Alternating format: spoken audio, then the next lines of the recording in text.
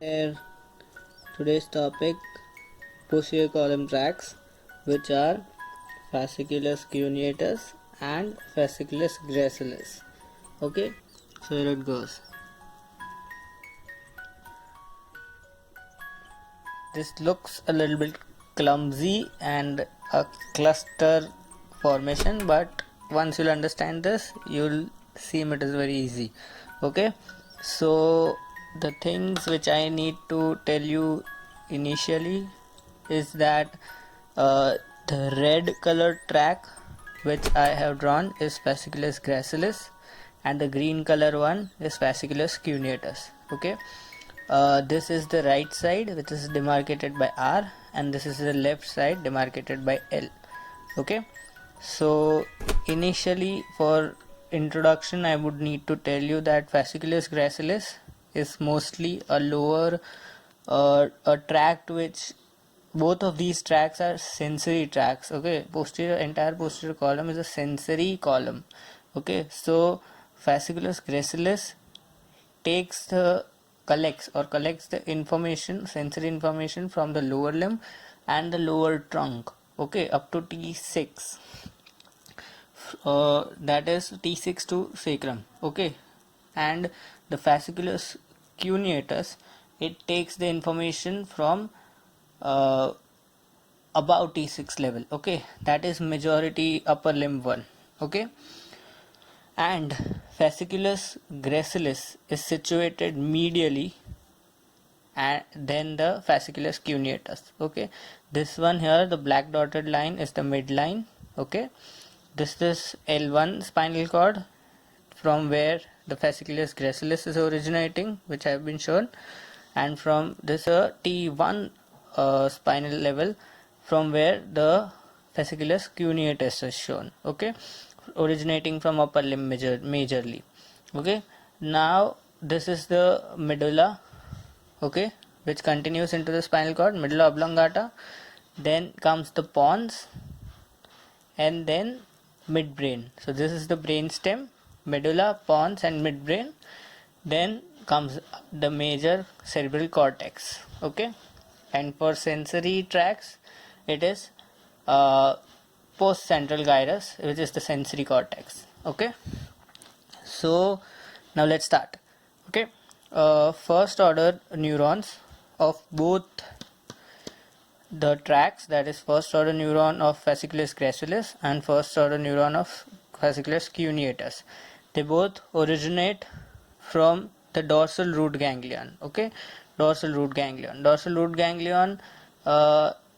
is situated in the posterior rami of the nerve root. Okay, so this one is the peripheral process of dorsal root first order neuron, and this one is the medial process or central process of the first order neuron.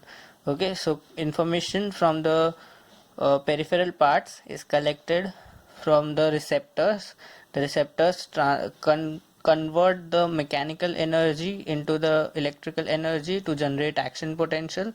This action potential is then transferred via the peripheral branch of the dorsal root ganglion first order neuron, and which is then transferred via the central branch of first order neuron. It enters the spinal cord via the posterior nerve root, and it in the posterior nerve root it divides into two branches, the lateral branch and a medial branch. For the lateral branch we will have a separate video, and for the medial branch it forms a posterior white column tract, that is Fasciculus Gracilis. And how will you remember that Fasciculus Gracilis is a medial tract and Fasciculus Cuneatus is a lateral tract? It might seem funny, but it's easy to remember that fine graceful legs. Just remember that. Why fine graceful legs? Because Fasciculus Gracilis collects the information from the lower limb, that is the legs, and graceful, you can connect with Gracilis. Yes or no? Yes. Okay, and Fasciculus Cuneatus is the lateral one. Similarly, from the upper limb, when mechanical receptors convert the mechanical energy into the electrical energy to generate action potentials, which travel via the peripheral nerve root of dorsal root ganglion, first order neuron, it enters into the posterior gray matter of the spinal cord via posterior nerve root. Again, similarly divides into lateral part and a medial part. Medial part goes in the posterior white column as Fasciculus Cuneatus, and then runs above as the posterior white column tract. Okay, for the sake of convenience, white matter is collection of axons, okay, and gray matter is collection of cell bodies. So spinal cord has cell bodies situated in the center. So it has a central gray matter. Okay, this is tracts are long axons. Okay, then both these tracts from their origin run upward towards the medulla, where the first order neurons of these tracts terminate. Okay, so entire from the periphery of the hand up to the medulla, first order neurons are present. Okay, then both these tracts terminate in the medulla in the respective nucleus gracilis and nucleus cuneatus. Okay,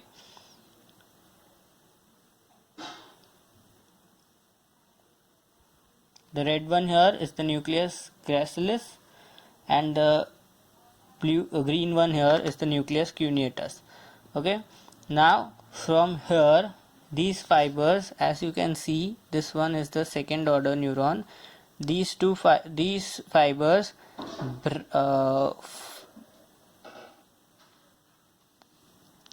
cross laterally, cross on the other side, on the contralateral side. Okay, both these fibers cross on the contralateral side in the medulla. These crossing fibers, these one marked in the green, are the crossing fibers, which are termed as internal arcuate fibers. Okay, when they cross towards the contralateral side, they then again travel upwards in the upward direction. Okay, forming the medial lemniscus pathway. This is the medial lemniscus pathway from pons up to the thalamus. Okay, from pons to the thalamus, this is the medial lemniscus pathway. And what do you mean by lemniscus is simple, that lemniscus means flat pipe. Okay, and fasciculi means a circular pipe. Okay, so this is a fasciculi, which is a circular pipe, and this is the lemniscus, which is a flattened pipe slightly. Okay, so this forms the medial lemniscal pathway of the second order neurons of posterior white column. Now they still continue moving upward and reach the ventro-posterolateral nucleus of the thalamus. Okay, thalamus has many nuclei, out of which ventro-posterolateral is the nuclei where the second order neurons of the Fasciculus Gracilis and the Fasciculus Cuneatus terminate. Okay, so from the nucleus gracilis and nucleus cuneatus, then they form internal arcuate fibers, then they run upward as the medial lemniscal pathway up to the ventroposterolateral nucleus of the thalamus. This is the second order neuron of the Fasciculus Gracilis and Cuneatus. Okay, remember, in the medulla they cross to the contralateral side. Okay, and then it is simple, from the thalamus they radiate, they fan out. See, this is the radiation, they fan out, hence it is termed as corona radiata. Okay, this fanning of third order neurons, this from the ventroposterolateral nucleus up to the cell body of the gray matter. This fanning out of the axons is termed as corona radiata. Okay, this is the corona radiata. So this one from the ventroposterolateral nucleus of the thalamus up to the sensory cortex, it is termed as third order neurons. One point here to mention is this is the internal capsule. So from the ventroposterolateral nucleus of the thalamus, both the tracts enter into the posterior lip of, this is the posterior limb of internal capsule, this is the anterior limb of internal capsule. So these tracts enter into the posterior limb of internal capsule and then fan out or radiate out into the respective cell bodies. Okay, so this